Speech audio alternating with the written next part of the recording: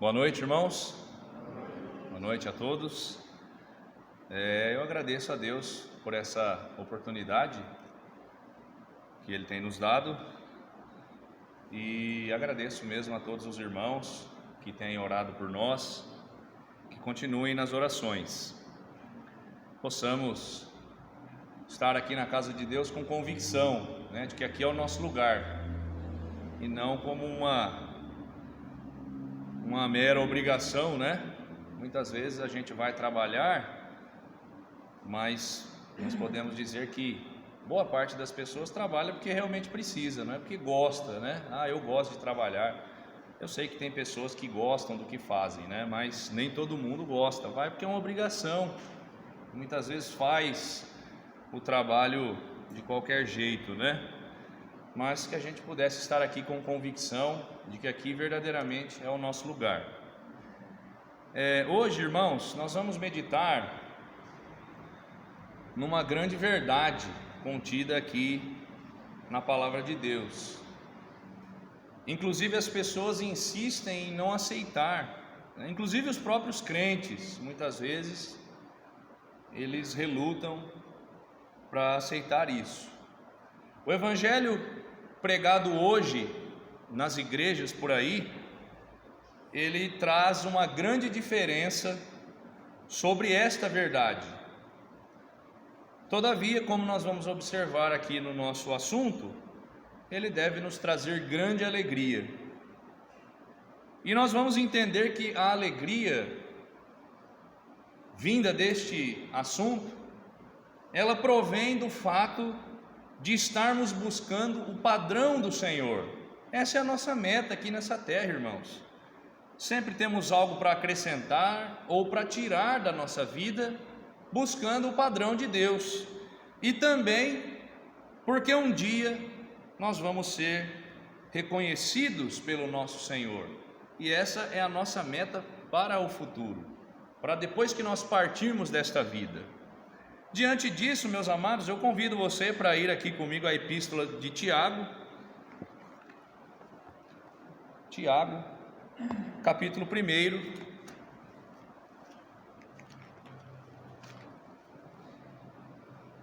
Como nós já falamos, Tiago, que é um dos irmãos do Senhor Jesus, e ele se converteu após a ressurreição de Cristo.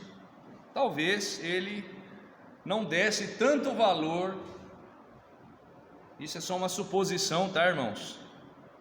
Ele passou ali praticamente 90% do seu tempo com Jesus, mas talvez ele não desse tanto valor ao que Cristo falava. Só que ele se tornou um grande líder, meus amados, da igreja em Jerusalém. Inclusive ele é apontado como um dos pilares da igreja. Não era apóstolo, mas teve uma participação muito efetiva na igreja e na evangelização. O destinatário dessa epístola são os judeus dispersos, os judeus convertidos a Cristo. E Tiago buscou contrapor o ensinamento judaico de ter fé no único Deus com o ensinamento do Evangelho, que é ter fé em Jesus Cristo. Pois de nada adianta alguém dizer que crê em Deus, mas que não obedece ao mandamento de Deus, que é crer em Cristo. Algumas pessoas equivocadamente atribuem que Tiago defendia a salvação pelas obras. Se nós nos lembrarmos, foi ele que disse que mostraria a sua fé pelas obras. O que existe é uma má compreensão a respeito do livro, porque Tiago não ensina em momento algum que as obras são fonte de salvação, e sim a forma como mostramos a nossa fé ou os frutos da nossa salvação por meio de Cristo. São os frutos do arrependimento, é isso que ele quis dizer.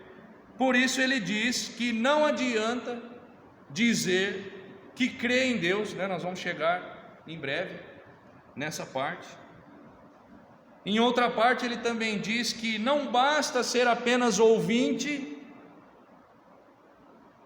é preciso realmente mostrar que crê no Senhor Jesus. E de que forma a gente faz isso? Por meio das obras, foi isso que ele muito bem disse, né? Das boas obras.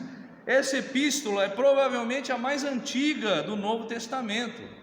Ela é datada por volta de 45 depois de Cristo. Um livro curtinho, que se a gente pegar para ler, nós lemos bem rapidamente, né? São meia hora de leitura, nós já findamos com essa epístola aqui. Mas ela traz um vasto material, como eu já disse no último culto, para a nossa vida espiritual, e é isso que nós queremos. Hoje nós vamos passar por alguns temas importantes para o crente, e o primeiro deles, como eu já disse, é a alegria. O crente precisa ser alegre, sentir grande alegria, alegria pela coroa da vida, que está preparada para ele, que o Senhor preparou para ele. Também falaremos sobre as tentações, sobre as dificuldades que nós enfrentamos. Tão certo como o crente precisa ser alegre, o crente precisa também passar por dificuldades. Nós vamos ver isso, amados. E o detalhe maior é que esses dois pontos, a alegria e as dificuldades, elas estão entrelaçadas. O assunto vai se discorrer também na paciência e na sabedoria, fundamentais para um crente. Elas estão diretamente voltadas para as tribulações. Então, palavra-chave de hoje: tribulações. E tudo isso trabalhando em prol ao nosso crescimento espiritual. É isso que Tiago queria quando ele escreveu essa carta. Ele traz vários assuntos buscando o crescimento espiritual. Nós vamos começar um novo ano, se Deus nos permitir, daqui a pouco. E nós precisamos pensar como nós podemos melhorar para o Senhor. Se esta não tem sido a nossa preocupação, a minha preocupação, a tua, quem sabe não é o momento da gente mudar a nossa meta para o ano seguinte. O título dessa mensagem é Sabedoria nas Dificuldades. Tiago capítulo 1, né? Todo mundo já está por aí. Versículo também 1 está dizendo: Tiago, servo de Deus e do Senhor Jesus Cristo, as 12 tribos que andam dispersas, saúde. Nós falamos na semana passada, irmãos, sobre essa parte aqui, né? Fizemos uma introdução, falando que Tiago se coloca como servo de Deus, como servo do Senhor Jesus.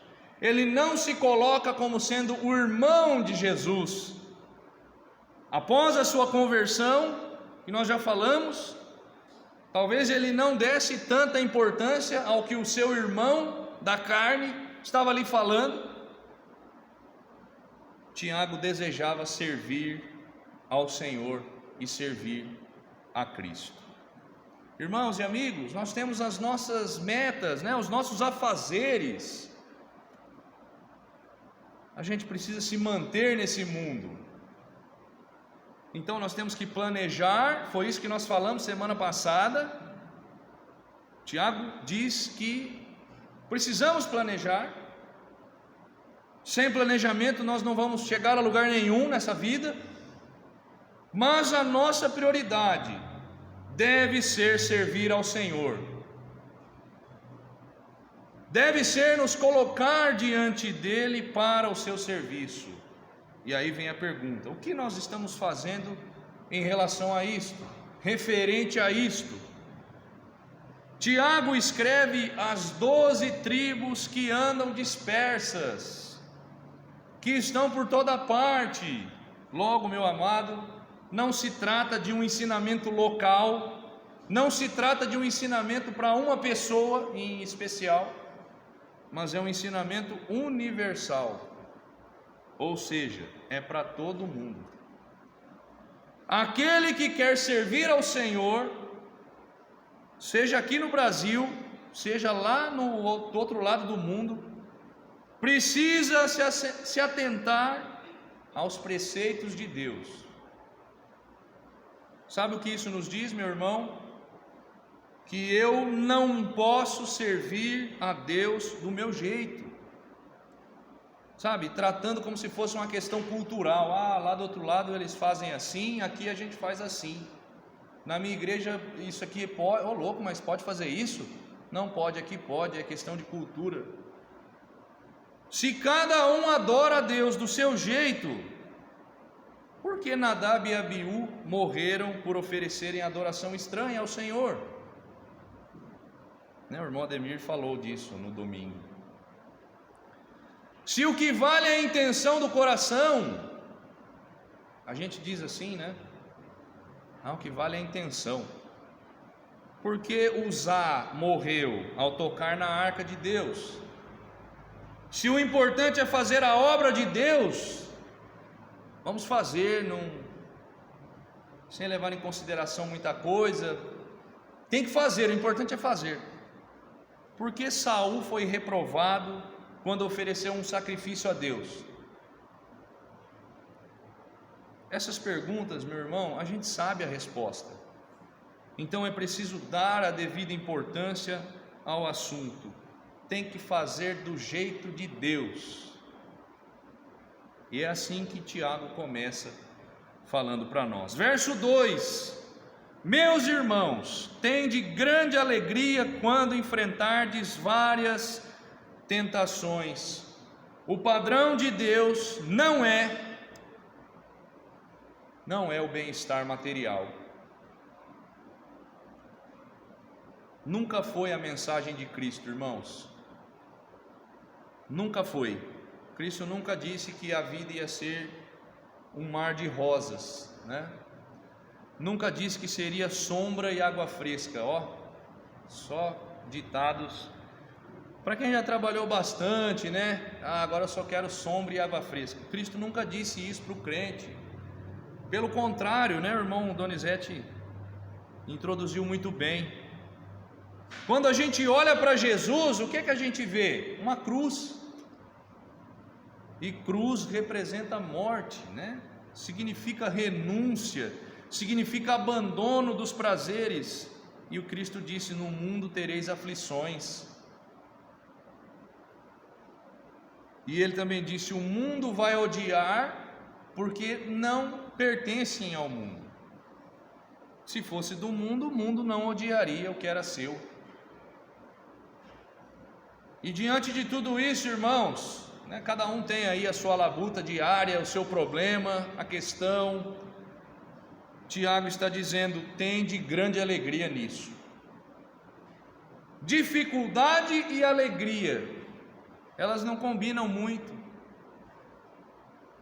mas esse é o padrão de Deus. Mas por que será que nós temos que sentir alegria no momento difícil? Versículo 13, 4: sabendo que a prova da vossa fé opera a paciência. Tenha, porém, a paciência a sua obra perfeita, para que sejais perfeitos e completos, sem faltar em coisa alguma. Esse é o ponto, irmãos. O Senhor quer nos transformar, e isso não acontece do dia para a noite, a menos que o nosso QI, né, seja superior a 200, nós não vamos conseguir ser o melhor em algo sem aperfeiçoamento, sem despender tempo aprendendo e praticando.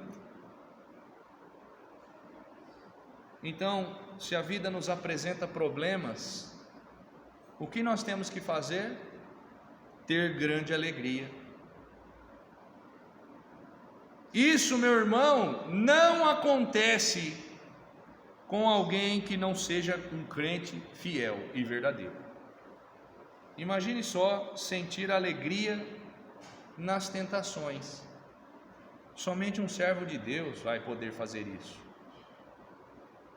A prova da nossa fé opera a paciência. Quem não precisa de paciência neste mundo de hoje? Que atire a primeira pedra, né? Começando aqui por mim. Um mundo corrompido, irmãos, um mundo sem justiça, sem leis, onde o mais rico pisa no mais pobre e o mais pobre fica cada vez mais pobre. Um mundo que jaz no maligno. E mesmo num mundo assim, o crente precisa se alegrar. Está percebendo que é só um crente fiel mesmo, verdadeiro, que vai sentir alegria nas provas. Quando a nossa fé é provada, ela opera a paciência. Paciência é esperar.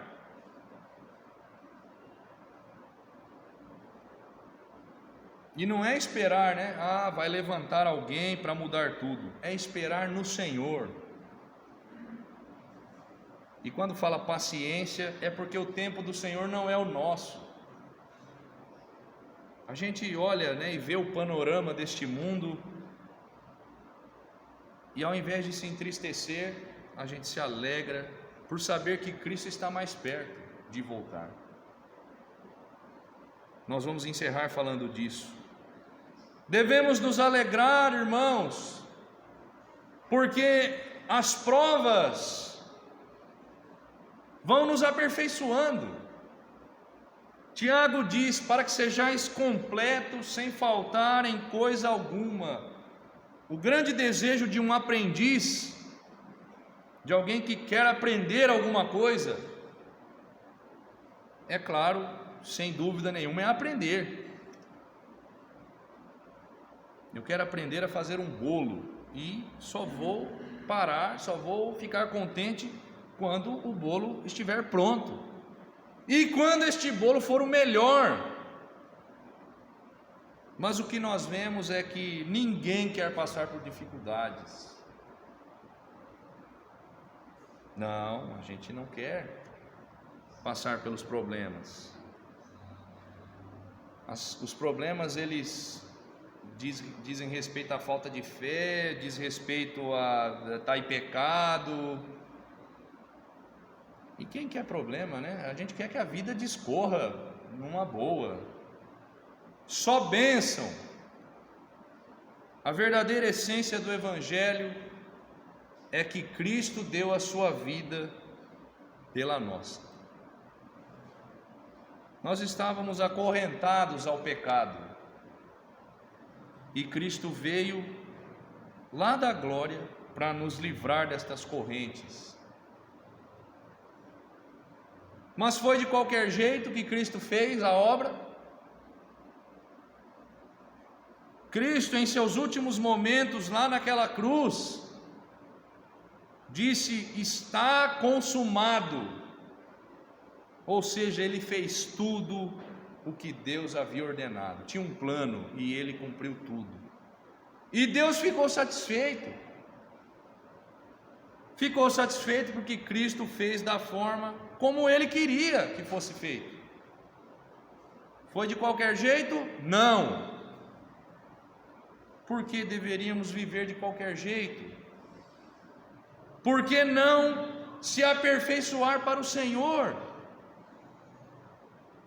Por isso, irmãos, nós precisamos sentir grande alegria nas provas, porque elas vão nos fazer melhor para o Senhor. O homem acredita que veio a este mundo para ser feliz, veio para desfrutar das boas coisas que a vida tem a proporcionar. Como é que ele vai sentir alegria na tentação? Como é que ele vai sentir grande alegria na tentação? Precisa ser um verdadeiro crente. Ser crente quando as coisas vão bem, né? O mundo está cheio de evangélicos. Mas e quando as coisas vão mal? Nem sempre os sofrimentos na vida de um servo de Deus são devidos ao pecado. O Senhor está querendo nos aperfeiçoar. O Senhor quer que o seu servo seja completo, que não falte nada para ele. Por isso que ele testou Israel. Por isso que ele não levou Israel pelo caminho mais fácil. Ele queria o melhor daquele povo, e ele quer o melhor do seu povo, como se fosse o ouro provado. Em outra parte das Escrituras, nós lemos, o apóstolo Pedro falando: não estranheis a ardente prova que vem sobre vós, como se coisa estranha, como se fosse algo de outro mundo. É isso que ele está dizendo. Nossa, mas a minha vida parece que só anda para trás, eu não dá certo. Não estranheis. É o Senhor que quer nos provar. É isso que promove em nós a paciência, irmãos. Então, se a gente pede paciência a Deus, nós recebemos dificuldades, porque a dificuldade é que promove a paciência. E depois que a paciência começa a caminhar, vem a plenitude espiritual. Versículos 5 e 6. E se algum de vós tem falta de sabedoria, peça a Deus, que a todos dá liberalmente, e o não lance em rosto, e ser-lhe-á dada. Peça, porém, com fé, em nada duvidando, porque o que duvida é semelhante à onda do mar, que é levada pelo vento e lançada de uma para outra parte. Sabedoria nas dificuldades, irmãos.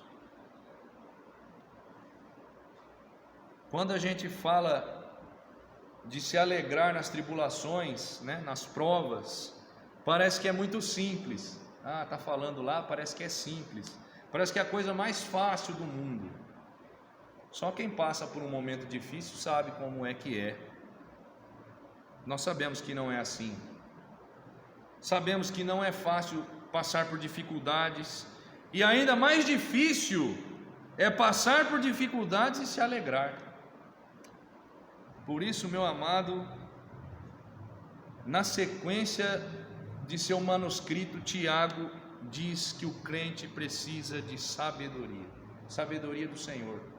E se não tem, peça a Deus. Paulo diz aos irmãos, os colossenses, sobre a inteligência espiritual.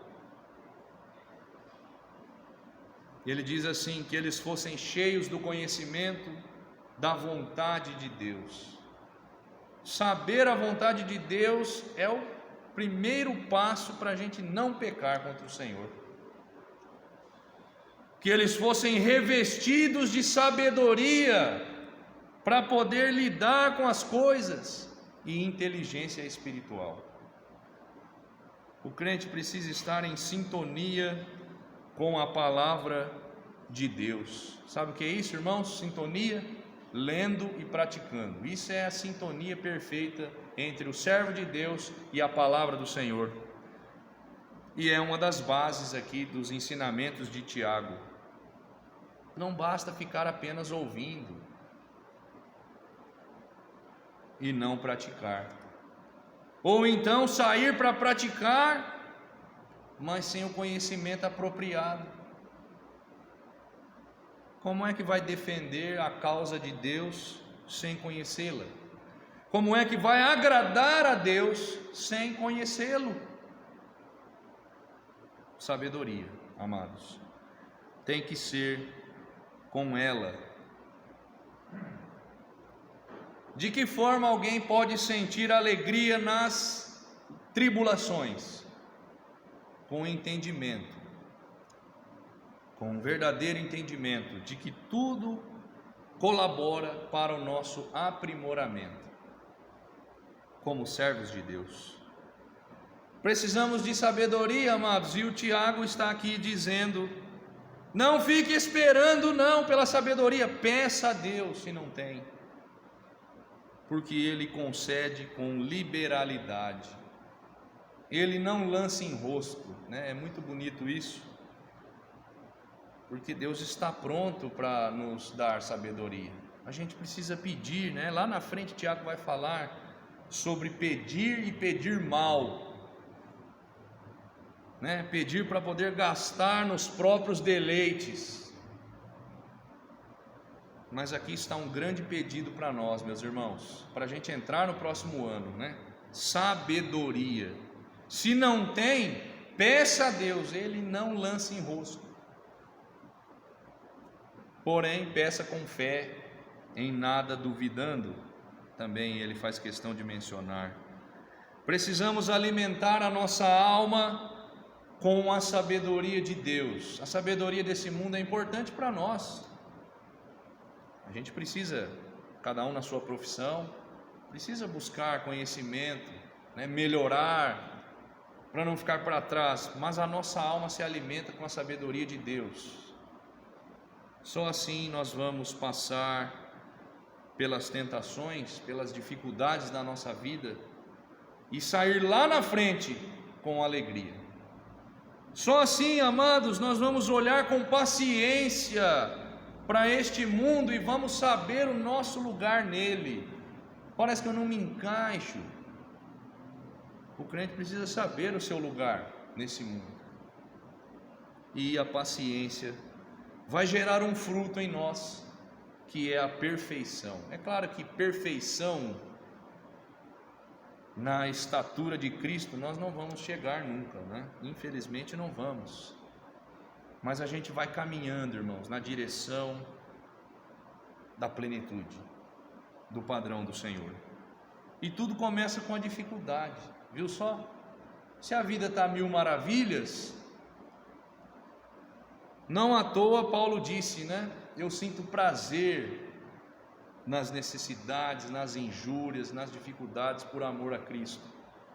Porque ele se fortalecia quando estava fraco. Por isso nós devemos nos alegrar, irmãos. Por isso que Tiago diz isso. Tiago é louco falar isso aqui, né? Se alegrar nas tentações. A gente analisa e vê que o nosso crescimento depende disso. Para nós finalizarmos, verso 12.